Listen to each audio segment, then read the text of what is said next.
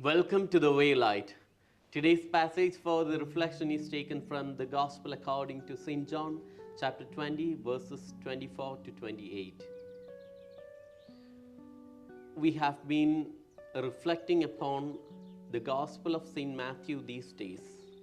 Why there is all of a sudden a change from St. Matthew to St. John?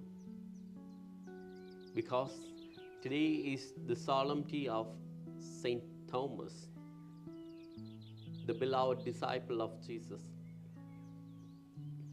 Today, the entire Catholic Church celebrates the feast of St. Thomas. That's why, based on St. Thomas, a passage is taken. In today's Gospel passage, we see that after resurrection, Jesus appeared before the disciples for the first time. At that time, St. Thomas was not there. And only for St. Thomas, Jesus appeared for second time. When all the disciples and St. Thomas were there, Jesus appeared for the second time. In the first appearance, after the first appearance, the disciples of Jesus told to Thomas, who was not there at that time, that they had seen Jesus, their beloved Master. But St. Thomas was not willing to accept that fact that Jesus is risen. He's already dead. How can he come from death? No one else has come in this way, ever.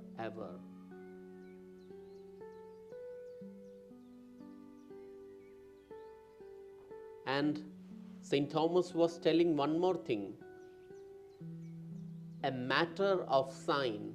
He was telling that unless I put my finger into the wound of Jesus, I will not believe. See, here St. Thomas is asking for a sign. At the same time, Jesus fulfills that sign. When Jesus came on the second time, appearing before the disciples, when Thomas also was there, Jesus fulfilled that particular matter. According to the demand of St. Thomas, Jesus asked Thomas to put his finger into his wounds. Now, when we go through another gospel passage, we see that Sadducees once came and asked Jesus for a sign. Then Jesus was predominantly saying,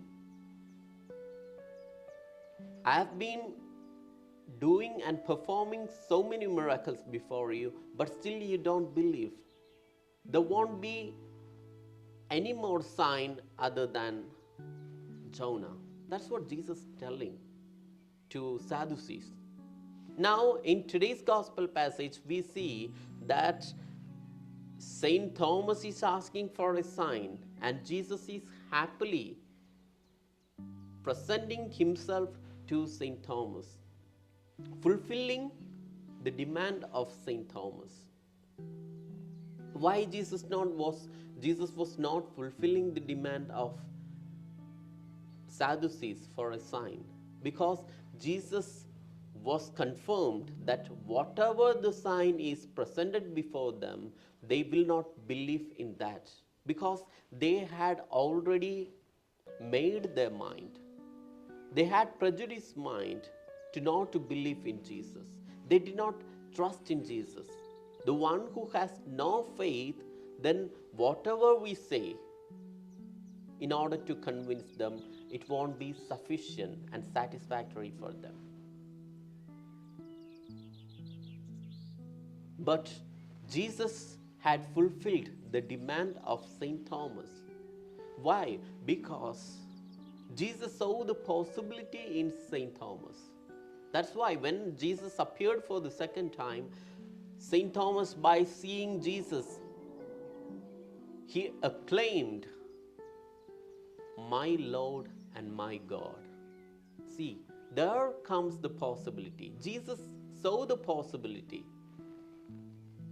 And after acclaiming Jesus as the Lord and God, St. Thomas brought forth this particular faith to various lands, especially to India, a faraway place. He came over here. It was a different culture, different language, different life situation, different climate. In all these amidst, Saint Thomas was having a conviction. He was having a faith. Thus, he could lead the Christianity to entire nation. He could show the possibility. He could show the love and concern, the generosity of loving Jesus, the providence of Jesus to the entire nation. So here comes the matter of possibility. Let us ask God's special grace to have this kind of belief like St. Thomas had. Let us reflect upon ourselves. Whether do we have a possibility? Does God see a possibility within us so that He can show a miracle, a sign? Thus our entire life will be concentrated on the God and God's kingdom. May God bless us all.